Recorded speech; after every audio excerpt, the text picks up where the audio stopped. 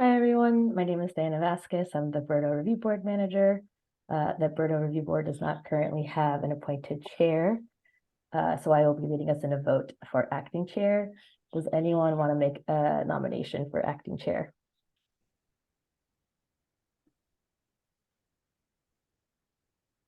I nominate, okay, Kai Palmer Dunning for acting chair. Awesome. Thank you, Board Member Ellis. Do I have a second? Aye. Thank you. I will now lead us in a vote, roll call style. How do you vote, Board Member Boyd? In favor. Board Member Ellis? In favor. Board Member Jacobs? In favor. Board Member Nelson? In favor. Board Member O'Malley? Aye. And Board Member Palmer Dunning? In favor. Great.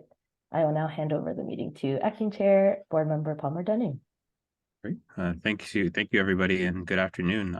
Calling this public hearing to order at 4:36. In accordance with the Building Emissions Reduction and Disclosure Ordinance regulations adopted pursuant to the Building Emissions Reduction and Disclosure Ordinance, Boston City Code Ordinance Section 7-2.2. The BERDO Review Board will hold a virtual public hearing at 4:30 on October 23rd to review the following topics in regards to the reduction of greenhouse gases from building energy production and consumption as best to promote the public health and welfare of Boston residents. In accordance with the Commonwealth of Massachusetts Executive Order suspending certain provisions of the open meeting law, we are conducting this public meeting online to ensure public access to the deliberations of the BERDO Review Board. The public may access this call through telephone and video conferencing. Members of the public will have an opportunity to ask questions and provide public comment. To do so, please raise your hand or type in the chat in the application via the Zoom meeting platform. If you are calling in and cannot use the platform, you can raise your hand by pressing *9 and send your questions to staff via email at berdoreviewboard@boston.gov. For the record, my name is Kai Palmer Dunning. I'm the acting chair for the board today, and I will now conduct a roll call of board members. Board members, please say your name in order that they appear in the slide. First, Board Member Boyd. Rashida Boyd. Board Member Ellis. Stephen Ellis. Board Member Jacobs. Lavette Jacobs. I believe Board Member Lattimore hasn't joined us, but I'll give her a moment if she has. All right, Board Member Nelson. Jack Nelson. Board Member O'Malley. Matt O'Malley. And last, Board Member Kai Palmer Dunning. And I'll pass it to staff to introduce themselves. Diana Vasquez from the Environment Department. Hi everyone, Claudia Diaz Martinez, Environment Department. Aladdin Joroff, Environment Department. Hannah Payne with the Environment Department. Great, thank you, everybody. So here's the agenda for today's meeting. We're going to start with approval of the meeting minutes. Then the Environment Department staff will share what they presented last week's Air Pollution and Control Commission hearing on the Hardship Compliance Plan draft policies and preliminary proposals or straw proposals on the fines and enforcement. Then they will share proposed next steps, and we'll cover administrative updates, and then we'll end the meeting and adjourn. So the first agenda item is the approving the board meeting minutes. So first we'll approve the meeting minutes from October 3rd. First, are there any questions or comments from last week's meeting minutes? And I do want to make a note that the meeting minutes are a little different than previous meeting minutes where they're more verbatim. These meeting minutes are more of a summary of the discussion. So. And Chair, I can add on that. Yeah, so you typically historically have done verbatim transcripts. These meeting minutes are more of a summary for troll transparency, just because it's a time saver on my end. Yeah, so opening up to the board if there are any questions about the minutes from last week or last meeting. None for me. Motion to accept the minutes as proposed.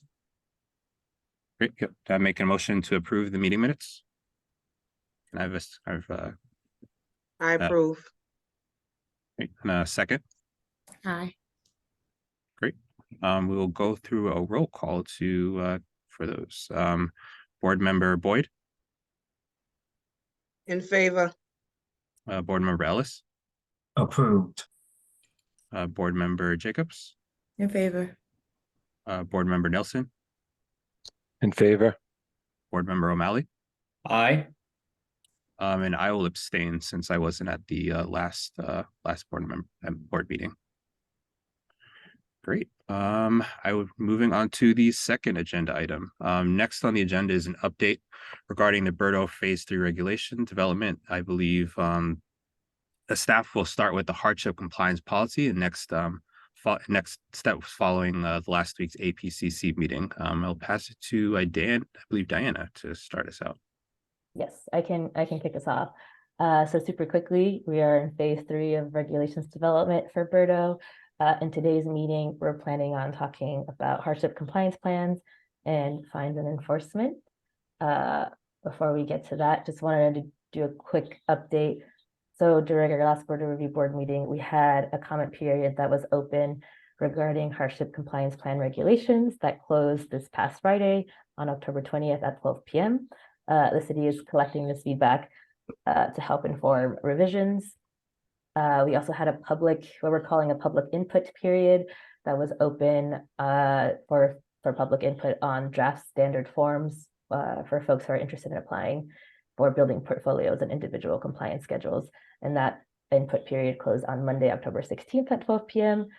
We received one comment seeking to clarify that a blended admission standard would not be required for a portfolio that is also seeking an individual compliance schedule.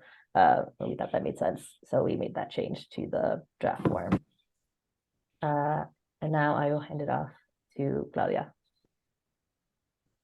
Hi, everyone. As was mentioned before, today I'll be presenting draft language for policies for hardship compliance plans, as well as preliminary proposals for fines and enforcement. This content was presented at the last APCC hearing that took place last Wednesday. So if anyone was present at that hearing, this will be the exact same content. I also want to clarify here why we're saying draft policy language. So we just closed a public comment period on draft regulations for hardship compliance plans. Those regulations, like we have seen for other topics, provide clarification on the rules that are set by the ordinance. So the ordinance is the main law and the regulations clarify the ordinance. So the policies are a separate document that clarifies the regulations. So they are even more detailed than the regulations. They are still approved by the Air Pollution Control Commission, but they don't need the same lengthy rulemaking process. So that's just the technical differences between those two. And in the past, we have presented regulations and policy language at the same time, but we had to separate just in this case due to timing issues. So that's why we say policy language here. So today I'll walk you through that draft policy language and highlight the key takeaways from the different topics. Next slide, please. So first, just a reminder of the process or the general logic of hardship compliance plans. This is all from language that was presented from the draft regulations on hardship compliance plans. So to request a hardship compliance plan or HCP, owners will have to provide evidence and information on a series of steps. So the first step will be to demonstrate the existence of unique circumstances and characteristics that could create hardship. There are 4 categories for that: financial, regulatory or contractual, technical or operational, and other. However, the existence of these circumstances and characteristics alone does not constitute a hardship. Owners will still need to provide all of the evidence and documentation that is required in the other steps. So the second step would be to evaluate all compliance and flexibility options that are available to BERDO. This includes things from building portfolios to the payment of alternative compliance payments. The third step would be to demonstrate how, due to step 1 and in consideration of step 2, there would still be an eligible hardship for owners to comply with an emission standard through BERDO. And the final step is once you have demonstrated all of these, you can request a type of relief and propose an alternative compliance plan. This could take the form of either a short-term HCP, or a long-term plan as well. Next slide, please. So the first set of policy language is related to the application process for hardship compliance plans. And here I want to highlight 3 things.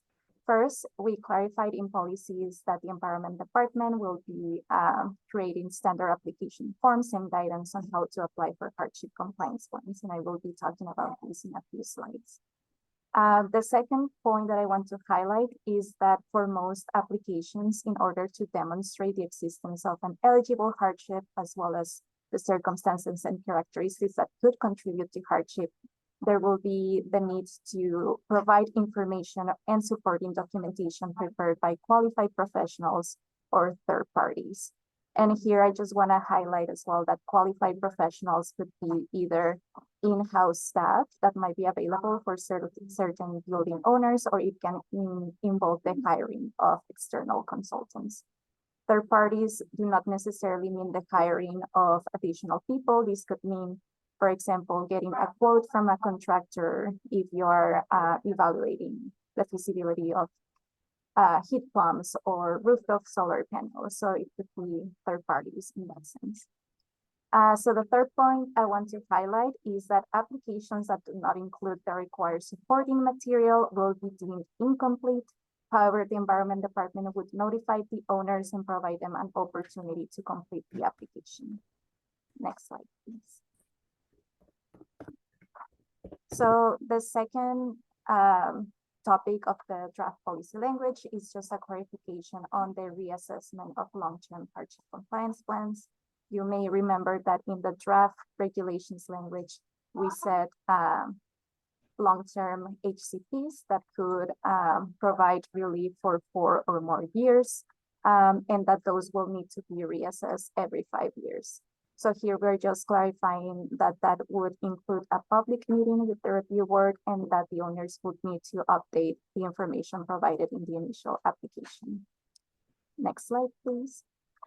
So that was all in terms of draft policy language. It was very brief, but as part of that policy language, the BERDO team also released a draft standard application form for hardship compliance plans, which is available for public input. And this includes all the types of questions and supporting documentation that would be required to complete each of the sections of the application form. Next slide, please. Also, as part of that draft application form, you will find 2 appendices that include the types of documentation that are required to demonstrate the eligible hardships and the circumstances and characteristics that could create hardship. And they also signal which types of circumstances and characteristics could require a qualified professional to provide that supporting documentation. This is a space where we don't have an exhaustive list, and we are actively asking the public to provide comment on. And in the draft application form, the qualified professionals would be required just for certain types of regulatory or contractual circumstances and technical or operational. Next slide, please. Okay, so the next steps is that the Air Pollution Control Commission voted to open a 21-day comment period on the draft policies that I just presented. And this public comment period will be open until Thursday, November 9th at 12 p.m. And based on the feedback that we received both on the public comment period on regulations that just closed and this new public comment period on policies, the BERDO team will revise the draft regulations and policies and present them again to the APCC at their November 15th hearing. And while the public comment on regulations closed last Friday, we are welcoming feedback on those regulations still, if the public would like to provide comments on those along with the policy language and the application forms. And I think that should be, and this is just the visual representation of the timeline. We already went through the draft regulations, the draft policies, and we're in this public comment period for policies. We'll come back with revised regulations and policies in November, and then at the discretion of the APCC, they may open a second formal public comment period on both regulations and policies. And I think that's all for me on this topic. I'm happy to get questions from the board and public.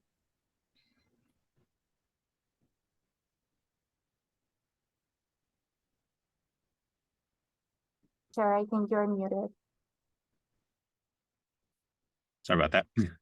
Thank you, Claudia and Diana. Before we move on to the next part of this agenda item on preliminary proposals for fines and enforcement, I want to open up to the board to see if there's any comments or questions. So starting out with Board Member Boyd.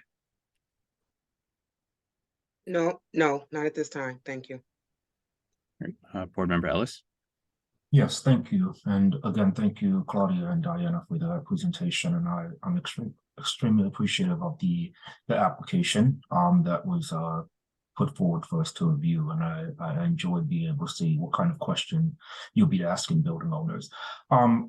This is more of I think it might be a bit of a technical question that I have regarding how building owners can go about deciding which approach to take. And I know that the important part of this is that they have many different options. And so if they are deciding that they're going to put a set number of buildings as a part of a building portfolio and even doing an individual compliance schedule, but they think they have one building that they may want to put forth for the hardship compliance application, what is sort of like the recommendation that you're putting forth to building owners to help them make that decision? Like, do they just, all right, I think I might want to do this for hardship, but I'm not sure, and I may miss out on including this in the original portfolio or individual compliance plan. So I guess I'm trying to understand a little bit about what's the sort of flow chart. Like if I'm sitting here as a building owner and I'm not sure what to do, what is the response that you are prepared to give thus far? Yeah, so I think there's a couple of options. One, there's the resource hub whose name I always forget. But it is an option for building owners to call the city to kind of talk through and make sure they understand what the options are. We can't necessarily do like the spreadsheets of calculations for them, but we can make sure they understand what all the flexibility measures are.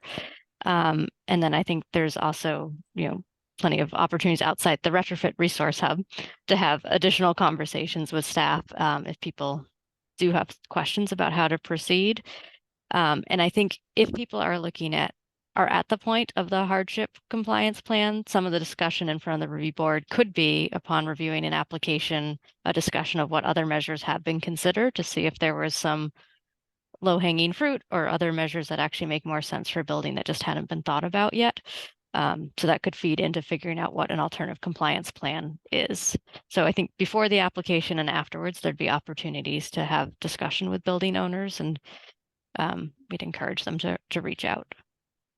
I appreciate hearing the latter there, Aladdin, because knowing that the hardship compliance application has a larger timeline compared to the building portfolio and the ICS, if they make that application for the latter, the building portfolio and the ICS, and they are denied for the hardship application, as long as there's some sort of flexibility to say, okay, we did not consider this a hardship, we suggest putting this under your existing building portfolio or existing ICS. I just wanted to make sure that it's not something that it gets sort of tossed up in the air and left behind later on. So I think the hope is that with many applications, there'll be a discussion of what works for that building or building portfolio.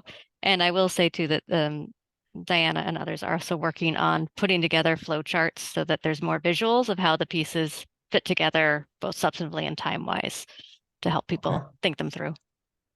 All right, thank you. That's it for me. Thanks, Board Member Ellis. Board Member Jacobs.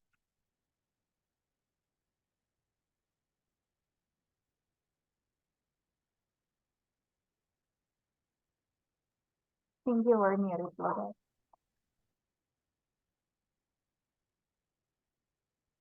I think you're muted. Any questions, Board Member Jacobs?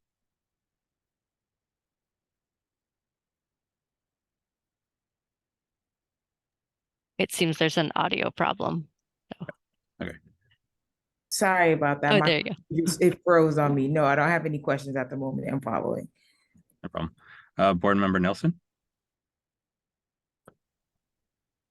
Thank you.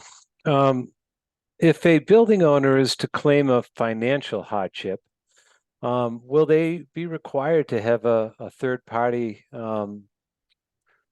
certified accountant review that and submit on that as part of the application? So this is an area we continue to welcome feedback. So in the application, we have flagged the types of information that we'd be seeking. And rather than asking a building owner to provide audited financial information, we're asking them to provide certain pieces of information from their financial data, and open to suggestions about, yes, should that be, certified, attested to, should there be a third party verification of all of those. Because I did see that if it was a technical matter, Yeah. such as an engineering or a space or something, you're looking for a professional engineer or something to comment. And I'm just wondering if that would be required for a financial hardship. I think we're thinking for financial hardship that ideally there'd be somebody, who works with the numbers, that it wouldn't be an engineer, doing an audit of impacts on like overall operating costs or budget costs. But again, that could be somebody on staff who is familiar with that area. So I'm not sure where that falls and how we call something a qualified professional or not. But again, open to suggestions of what parameters we should put around that. Yeah. Yeah, I understand that it could be someone on staff, but I'm just wondering if a third party should verify that. Yeah, and I think something to consider too is if we would want that, we welcome feedback on whether that should be third-party verified for all applications at the start, or something that's within the review board's authority to hire a consultant to do, because it might depend on the scale, of the numbers or the requested relief. Right. But yeah, very open to feedback on all of that. Okay. Thank you. Great, thanks, Board Member Nelson. Board Member O'Malley? Yeah, following up somewhat with Board Member Nelson's question, on page 11, there's language around a potential reasonable fee to secure an outside consultant. I'm not a lawyer, I'm assuming a lawyer suggested that language. Is that, given the fact that these can be very, very expensive, is there any more clarity on that, or is it to be determined? This is an issue we received public comment on as well, about whether there are parameters on, number of hours, total cost. So we're taking that under advisement. Again, welcome feedback from all of you as well on approaches for that. Okay, great. And then the second thing, again, great work. I really, really like the draft hardship compliance application. It's quite lengthy, 20+ pages. I think it's something that as a board, we're going to spend probably the most time on, at least initially. And I'm curious, are there any metrics? And because I've been asked, folks that know my association with BERDO, and I'm hearing a lot of from medical institutions that obviously have some regulatory constraints as well, and sort of pre-existing concerns. Is there any anecdotal data of how many folks have already downloaded this, just to sort of prepare us for what could be an inevitable onslaught? I will defer to others if they know if we can track that or how. I don't think that anyone's checked. Yeah, I can jump in on that. We are not tracking, who's downloading this. Right now it's just open for comment. So we'll continue to revise that as well based on feedback we receive.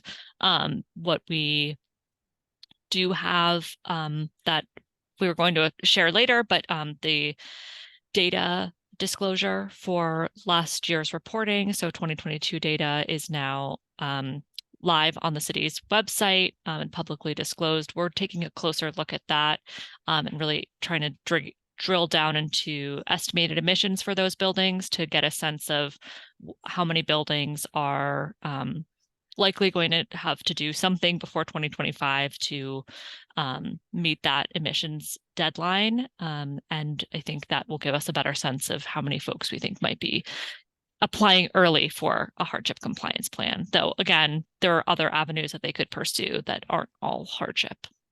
Certainly. No, that's helpful, Hannah. And just to be clear, I'm not looking for who downloaded these applications, but just if there's some numbers. Has it been a dozen people, 1,000, individuals? Might be something that because I think it can be done, at no cost. It might be something that we consider in the future, just to prepare ourselves. But thank you for that answer. And that's all I have, Mr. Chairman. Great, thank you, Board Member O'Malley. And I just have a quick clarifying question. So the long-term hardship compliance plans are reassessed every 5 years, but is there a limit for the short-term hardship compliance plans, and how long those last before a portfolio or building would have to go back on a regular schedule? If I understand your question correctly, but correct me afterwards if I didn't. We've proposed that the short-term hardship compliance plans would be for 1 to 3 years. And if additional hardship was needed after that a party would have to reapply for another hardship compliance plan. So it's not that you could extend a short one, 1 year, 1 year, 1 year, forever. I don't know if that was quite what you're asking though. Nope, yep, that answers my question. Okay. Thank you. Awesome. We'll now be moving on to the next part. So now we'll open up the meeting to public comment. As a reminder to members of the public, to provide public comment, please raise your hand or type in the chat in the applications via the Zoom meeting platform. If you're calling in and cannot use the platform, you can use your raise hand. You can use your raise hand by pressing *9, or send your questions to STAT via email at berdoreviewboard@boston.gov. Again, as a reminder, we are limiting questions to 3 minutes to ensure everyone has a chance to speak. We also ask members of the public to introduce themselves and then their neighborhood. We will now give members of the public opportunity to ask any questions, provide any comments.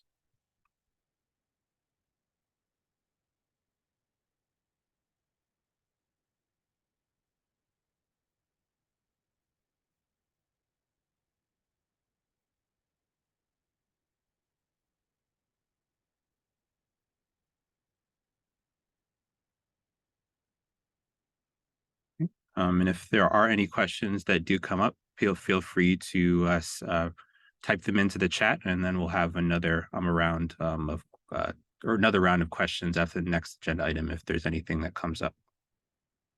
Is there any further discussion or questions from the board? Awesome. All right, we'll pass it back to Claudia to discuss the preliminary proposals for fines and enforcement. Hi, everyone. So similar to what I just did for hardship, I'll walk you through our preliminary proposals for fines and enforcement and highlight the key takeaways for each topic. So first, before going into the preliminary proposals, I wanted to clarify the types of fines that are already set in the ordinance and that cannot be changed through this regulations process. So the ordinance establishes 3 types of fines for BERDO. The first one is for failure to comply with reporting and verification requirements. This means that either the owner failed to report their energy and water data for a year or failed to do the third-party verification process. The second type of fine is the failure to comply with emission standard. That means that the owner emitted more emissions than the ones that were allowed for their particular building for a year. And the final one is for failure to accurately report information. This means that the owner did report information, but then during the third-party verification process, it was identified that some information was incorrect, and then the owner did not take any steps to correct that information. And as you can see in this table, the levels of fines for each of these types of penalties varies according to building size, except for the third type of fine, which is at the review board's discretion. Next slide, please. So those types of penalties and levels of fines that I just mentioned are set in the ordinance and cannot be changed to the regulations process. However, the regulations will establish processes for administrative appeals. They will clarify processes for enforcement in accordance to what's already in the ordinance, the process for reconciling discrepancies in reported data and third-party verification, so the third type of penalty I just mentioned, and as well as the process to petition, review, and set conditions for penalty reductions and waivers that might be granted by the review board. Next slide, please. Okay, so the first set of preliminary proposals are related to appeals of review board decisions. These would apply for any decisions regarding building portfolios, individual compliance schedules, and hardship compliance plans. So here I want to highlight that applicants may file a written appeal according to the timeline that is set in the regulations for each of these topics, and that appeals should include a memorandum in support of an applicant's position. And in the case that the review board decisions are applied to a condominium association, then the appeal must be brought by the association itself, but demonstrating that it provided notice to the members of the association. And in the case of when a group of tenants petitions the termination of a building portfolio to the review board, and the review board decides to deny that petition or decides to modify the portfolio rather than terminating the portfolio, then the group of tenants can bring also an appeal on that. Next slide, please. Again, and still on the appeals process, we are proposing that the commission shall, and here we refer to the Air Pollution Control Commission, shall hold a public hearing within 90 days of receipt. And these hearings will include an opportunity for comment by the appellant, the review board, and the public. Then we propose that the commission shall reverse a review board's decision if it determines that the decision was inconsistent with the ordinance or regulations, that the decision ignored material information in the record, or that there was no reasonable basis for the decision from the review board. And appellants will carry the burden of proof for these processes, except with respect to the review board's decision to initiate a termination proceeding for a building portfolio, an individual compliance schedule, or a hardship compliance plan. Next slide, please. Still on the topic of appeals of review board decisions, here I want to highlight that if the Air Pollution Control Commission finds in favor of an appellant, then the underlying decision will be returned to the review board for reconsideration, consistent with the commission's findings and directions. And also I want to highlight that an appeal will not stay a building's owner's compliance obligations. Next slide, please.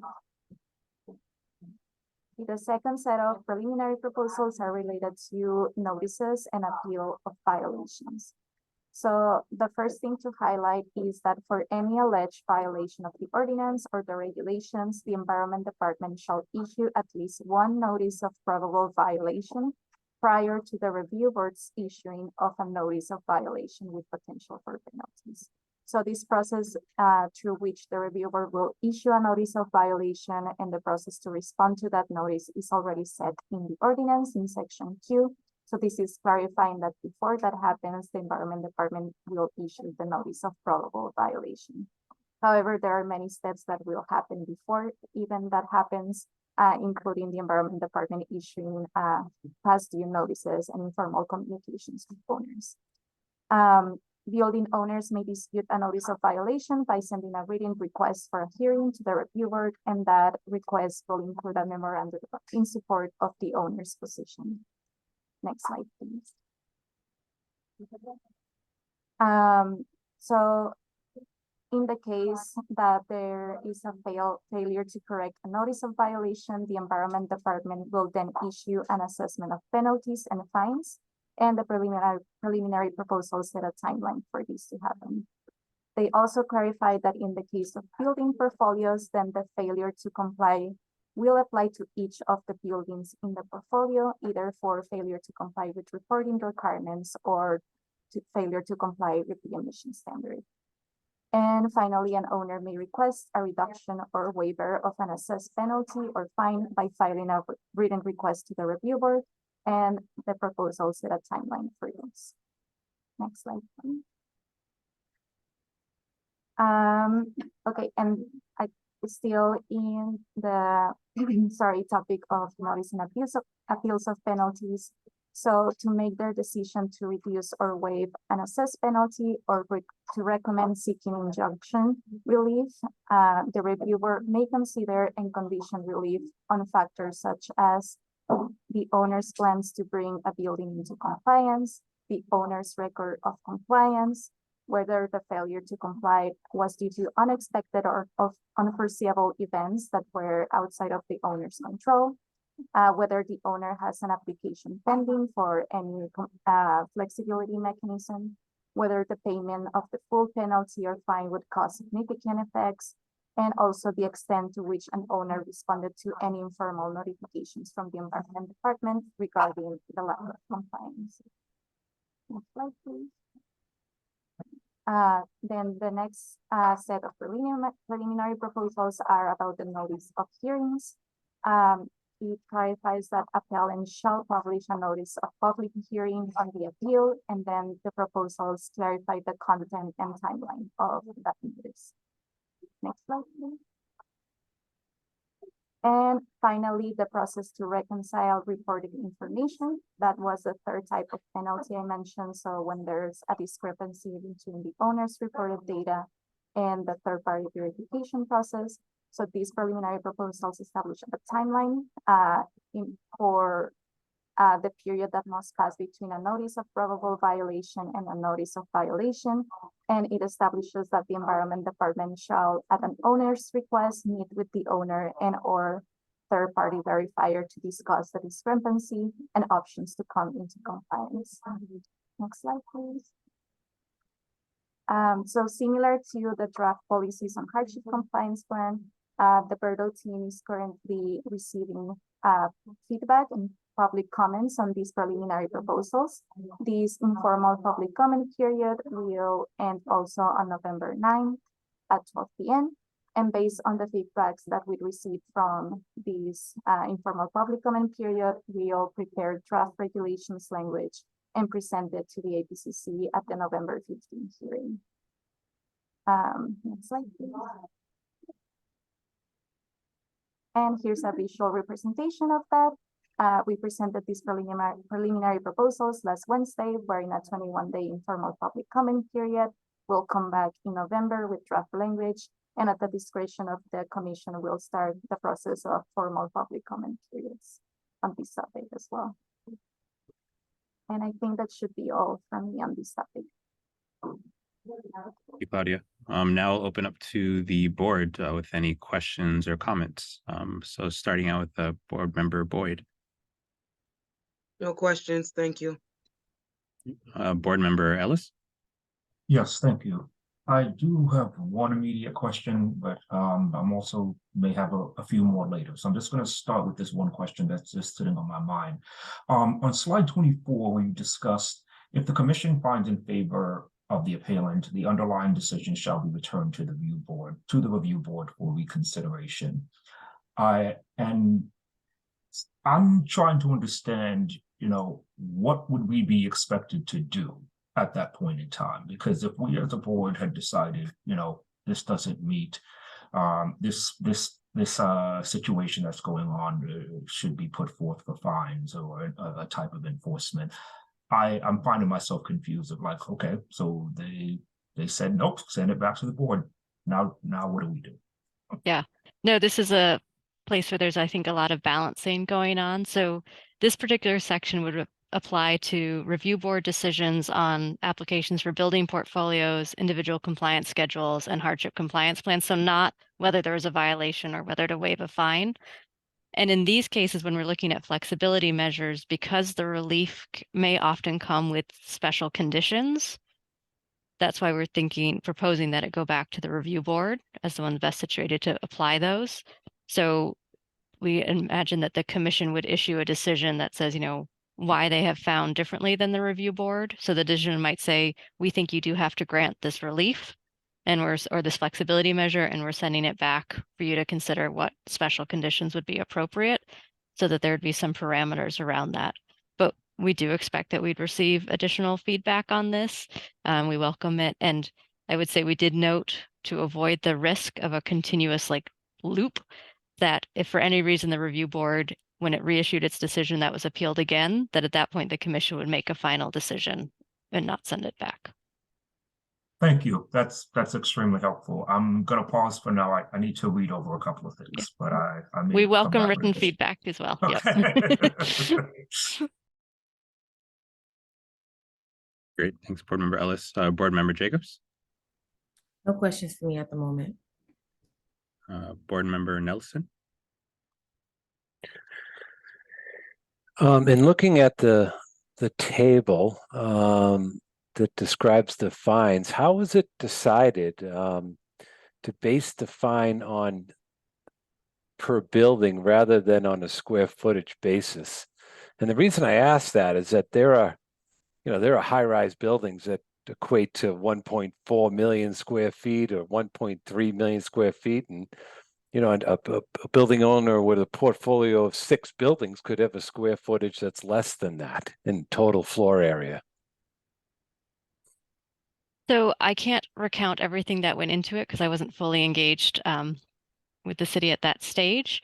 But because this is what is in the ordinance, it is what we're working with. So I think where this has a potential impact now is when the review board, if the review board were to receive a request for a waiver of fees or penalties, that might be a factor that would be taken into consideration in terms of when it's appropriate to waive fees. I understand your point, but these are the parameters we're in. I just don't have the full history of how we got there. Right, because I mean, a building owner could have 5 buildings that equates to much less than a very large single building, and these penalties would really hit them hard, much harder. And was an analysis done to compare these penalties to what the costs of the alternative compliance and payments would be? And is this higher than a typical payment for alternative compliance? So I think a difficulty in answering that is the alternative compliance payment. How much that will cost will depend how far they are away from compliance, because you would use it to make up the difference. And the penalty, we're able to apply, a penalty per day, but there are caps on what we can apply. So that answer will depend, a building that is very far out of compliance, there's a potential that the penalties would be less than paying alternative compliance payments. Okay. Okay. So there was some sensitivity in putting values to these fines? There was. So we have to work within kind of what we're able to do, from a fining position. And then we were thinking about that the goal is to help people get towards compliance. That is the first goal, is that we want to see emissions reductions in the city. So that is that was the overarching objective in setting this up. Yep. Okay. All right. Thank you. And if I might jump in, while they're not fines, but the alternative compliance payments were mentioned. There was analysis on those to make sure that the idea there is that those would be more expensive than investing in your building to reduce the emissions. And so there was analysis on that part that we have reports on if you want to take a look at that from a couple of years ago. But that's, again, separate from the fining piece. Okay. Thanks. Thank you, Board Member Nelson. Board Member O'Malley. Yeah, and just to follow up on that, so it was my understanding whenever you have fees like this, it's to both spur action, and Jack, you're right on the money. There's no perfect answer. The square footage could vary, the number of units, the number of buildings, etc. But it also would allow the board to have some flexibility in terms of assessment. Again, I don't presume to speak for all of us, but we'd love to issue $0 in fines because everyone is participating, and we have a number of mechanisms and pathways included in this legislation to work with them if need be. And Hannah's right on the money on the figure, the 234, whatever the exact figure is on the ACP. That was determined after a lot of analysis and study, and it's what many other cities are now using as sort of the point of spurring action while not creating something that would be overly onerous or not onerous enough to get folks to invest. Two quick questions. One, if you could just go back to page 22 for a minute, which it talks about appeals of the review board decisions. And there's it mentions a condominium association, which makes sense that that would be the entity in a condomized building to demonstrate the commission. My question is this: does every residential condo building have a condo association? This is definitely a place where we're hoping for feedback of folks where this might not work. And I think that's a great point for us to think about at least having a backup plan for this, that I don't know if that'd have to go in the regulations, but at least in a guidance document of what would happen in a scenario like that. So, yeah. And I'm not being pedantic. No. I truly Yeah. don't know the answer, having lived in condos before. And then the second thing is it mentions a group of tenants, and I'm glad that language is in there because we have to think about folks who are renting as well. But my question is, does a group of tenants, is there any thought or will there be any clarity? Is it a percentage of units that can request a proceeding? Could you theoretically have 2 tenants out of a building with 200 units? Yeah, this ties into the regulations on who can request a building portfolio to be terminated. And there we did specify the percentage of tenants that would have to bring that petition. So this is reflecting that same group that would bring a petition for a termination could bring an appeal of the review board's decision on the petition. I think consistency makes sense. What's the percentage? If I remember correctly, it's 20%, but I can look it up while we continue chatting to make sure I got that right. I'm not even saying that. It's 20, yeah. It is, okay. 20, okay. No, that's good to have that consistency. And also having a bar that would allow for folks to exercise their right to appeal. And then the second question on page 28, where it talks about notification of or how we need to public our actions and a potential hearing on an appeal. And the language that we use is a local newspaper of general circulation. That's pretty boilerplate. That's what the BPDA uses, the ZBA, PIC, etc. So I think that makes sense, given the fact that this is so unique. And I wonder if and I'm not looking to put more work on the staff or on us, but I wonder if we could make at least a good faith effort to alert tenants of a building or either residential or commercial when there would be a public appeal, in addition to the newspaper posting, to make sure that we're operated in as transparent a manner as possible.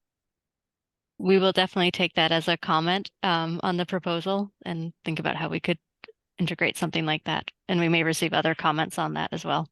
Yeah, I mean, this isn't reinventing the wheel. When you look at ZBA, it has to be published in a newspaper, and then it's incumbent upon the homeowner to leaflet. I think it's 300 feet. So I'm not even saying we would do that but I'm saying when you've got various tenants living in a building that could be at play, it would seem that like notices in the lobby, things like that. Yeah, precisely.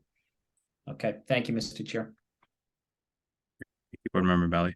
I just have one quick question. Do you mind if we go back to the table again?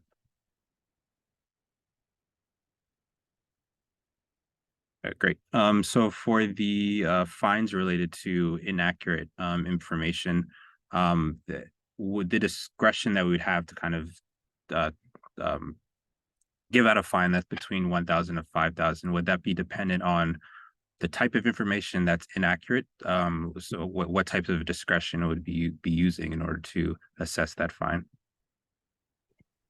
So we had recommended some factors in the straw proposal. Claudia, if you could find that slide, or Diana, sorry, that could be considered, and we're open to feedback of other pieces, maybe to like Board Member Nelson's point about the size, square footage versus number of buildings. One factor we did flag for this component in particular, because the verification at a certain point will only happen every 5 years, that if the city has noticed something strange about the data and reached out to an owner in between, if an owner has, responded and been in communication, that might be a factor to take into consideration in assessing what level the fine should be. But again, open to ideas of what other factors should be considered as well. Thank you. Okay, now we'll open up the meeting to public comment. As a reminder, again, if you would like to make a comment, please raise your hand or type in the chat box via the Zoom meeting platform, or press star 9 and send your questions to BERDO Review Board at boston.gov. Again, please keep your comments to under 3 minutes and introduce yourself and your neighborhood if you have any questions. So opening up to the public for any questions.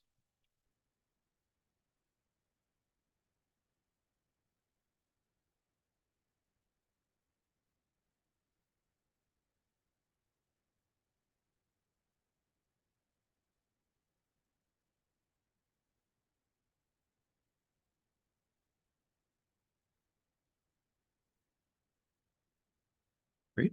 Not hearing anything coming up. Again, if you have any questions that might come up, please email a BERDO Review Board at boston.gov. Going back to the board for any questions, I see Board Member Ellis, you have your hand up. Okay, I got all my questions ready. Apologies, I needed to read rather quickly here, and thank you for putting the note about the section of the ordinance, section Q, because I was trying to understand how the timeline essentially works. First suggestion that I have regarding the timeline, and maybe I just happen to view things in a flowchart manner, it would be useful to at least see, how that timeline would work out. First, the city is giving their notification about non-compliance and so on and so forth. Then the review board is giving their notice about non-compliance. And so that was one thing that I was just trying to quickly read over to understand the flow of how that works. So that's just one suggestion that I have. I am concerned about and if you don't mind going back to that table for a moment, I'm concerned about the current table, excuse me. The amount of folks that are not reporting that fit into the, that under 35,000 square feet. And I know the city has done a lot of work to try and reach out to those folks here. And so I guess I'm trying to understand, like, if they're not responding or they're not paying attention, and then you're sending these notices, and then the review board is sending these notices, and it's still being ignored. I guess I'm trying to understand, I know the tax assessors has their way of working with these individuals to making sure that they can get up to speed. But what is the level of discretion where a building owner just has not been engaged with the ordinance at all up until this point, even into the future, to sort of give a little bit of discretion to say, oh, I didn't know, maybe because of a language barrier, or I didn't know because, you have the wrong information on who's the new building owner, and so on and so forth. So that's my first question about how this table makes me nervous for those who are currently not reporting. Yeah, I can try to take that one. So you're right. We have a lot of folks who are still not reporting, especially those smaller buildings who are newly covered under BERDO 2.0. We have the main way that we reach out to all building owners that are subject to BERDO is using the addresses from the tax assessor. We do get a number of returned mail. We've tried, and we will continue to try to find alternative addresses for folks. And we're also considering other ways that we might be able to reach people through other means and other ways that the city might be communicating with folks and building owners. So we will continue to try to improve our outreach methods to make sure that we're actually reaching everyone who is covered by this ordinance. To your concerns about folks who might be hearing about this late, our number one priority is making sure that, bringing people through this process, right? So I think there is some discretion that, we can have, the review board can have as well in terms of determining when to issue fines for noncompliance for reporting. To date, we've been very willing to work with folks who are making a good faith effort and are, running into challenges with reporting or finding out about it late. Like, whenever people come and meet us, we want to meet them where they're at and help them get up to speed on reporting on BERDO, and then taking that next step of what are you going to do in your building. So really that like good faith effort is what we're looking for there from the staff perspective. Thank you, Hannah. A follow-up question, and it may have been answered before. Is the Environment Department working with I believe they're called neighborhood representatives, that the city has designated? Yeah, I think your question is around the like neighborhood liaisons that the Yes. city has. Yeah. Mhm. We've worked with them on a number of things. I think I don't think recently we've done something specifically on BERDO. It may have been a couple years ago that we last did that. So, but definitely an avenue for that we can consider for the future. I would recommend that as well, because they may have different forms of connections specific to that location. Now, jumping back to this table, I'm just trying to seek some clarification here, because I'm getting lost with how a building portfolio sort of fits into this table, because these numbers are about individual buildings. But if we have allowed to create a building portfolio, how does this work? Yeah. So our recommendation in the proposal is that if there's a building portfolio, each building would be subject to the fine separately. Yeah. So if you have 5 buildings and you haven't done reporting, then each building has not done reporting. Or if you have not met the compliance standard, each building has not met the compliance standard. So even if 1 building or 2 buildings out of 10 are inaccurately reporting, the entire portfolio is subjected to this. Well, that's an interesting one. I think the way it's currently drafted, yes, but I think we welcome thoughts on whether that should apply equally to the inaccuracy in reporting. If the verification shows that it's really the data for 1 building was very off, but I think it will depend in part to the extent to which it impacts compliance and whether that's been corrected. But yeah, welcome thoughts on that. At the moment, it is for all buildings in the portfolio. I would recommend considering, spaces especially that are on district energy, and there may be potential chances that the allocations associated with spaces that are on district energies, that they may mistakenly report more information or more energy towards 1 building and failure to report that accurately distributed out. And this goes to the sub-metering issue that I think a lot of large organizations may have with multiple buildings as part of their portfolio. So that's my comment right now. I can, Diana, you and I can probably chat offline about what my thoughts are on that, because it is concerning that if it's written that way and it's truly 1 building or 2 buildings out of a large portfolio, I'm not sure I would agree with making the whole portfolio or all the buildings subjected to this kind of enforcement. Great, thank you. Yeah, I just wanted to add in, we can talk offline. I also wanted to add in, I have started the flow chart around all the different deadlines and timelines. I know last meeting, Board Member Ellis, you had mentioned a visual would be helpful. So I've started the bare bones of that. I'm hoping maybe by the next meeting, I'll have something to show. I don't know if Hannah was about to say something to me. I wanted to pause. Yes, I can on your question also, Aladdin, jump in if I'm wrong here, because I will admit I'm still getting back up to speed on everything. But with the failure to accurately report information, there would be a chance for the staff would notify the building owner. There'd be a chance to correct that information too. So it would be unlikely that if you've really reported correctly and you're just correcting a few things between buildings within a portfolio, that would result in fines related to failure to accurately report information, unless you were really like willfully ignoring staff requests to correct that information or explain what's going on. So I think in most cases, I think we can definitely clarify how that would work in a portfolio. But I do think, in some of those examples that you might be thinking of, there would be ample opportunity to correct that information provided to the building owners.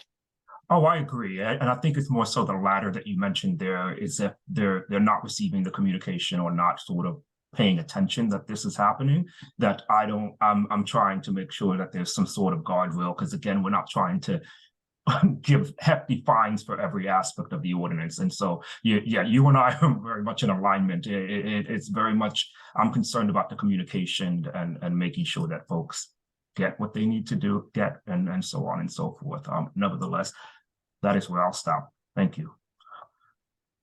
Great, thanks, Board Member Ellis. I have one quick question. As Board Member O'Malley mentioned earlier, I think the goal is that none of these properties would have to pay fines and that they'd all be in compliance. But under the event that there are assessed fines, and I think the potential of there is a potential there with all of the buildings that are currently out of compliance with the existing ordinance. If the alternative compliance payments go into the Equitable Admissions Investment Fund, where would these fines go into? What fund fund would these fines go into, and how would they be used? How would they potentially be used? Yeah, so that's an issue that we are still kind of working on. It'll depend in part on how the fines are collected, where they would go. So the ordinance does indicate that fines and enforcement should go to the Equitable Investment Fund to the extent that's allowable. So that is the first kind of stop, but there are some collection mechanisms which under state law, we're still investigating what our flexibility measures are for that. So whether it be the Equitable Investment Fund or the city's general fund. Gotcha. Thank you. I think we're ready to move on to our third agenda item. So I'll pass it to Diana to cover administrative updates. Yes, I can provide some updates. So Hannah mentioned this earlier, but we have just released data disclosure for 2022 data that was reported in 2023. I will include a link in the chat. It is on Analyze Boston, which is the city's online platform for sharing data and all that good stuff. So that's now open to the public, and anyone should be able to see it. And now the other updates, our next meeting is scheduled for November 6th, so in 2 weeks. Just wanted to give folks a heads up, because I know last time we had a 3-week gap from our last meeting, so now we're going back to 2 weeks. And that's it from my end. Great. I think we are through all of our agenda items and updates. So I'd like to, is there a motion to adjourn the meeting? So moved. Is there a second? Second. Great. On that, it looks like we do we need to do a roll call, or can you just do the ayes have it? Double checking. Yeah, we can do raise your hand or say aye. Great. All in favor? Aye. Aye. Aye. All Aye. right. Ayes have it. The motion passes. So I'll say this meeting is adjourned at 5:38. Thank you, everybody, for joining us. And the next meeting is on November 6th. So I will see everybody there. Thank Thank you, you. everyone. Thank you. Be safe. Bye, everybody. Bye.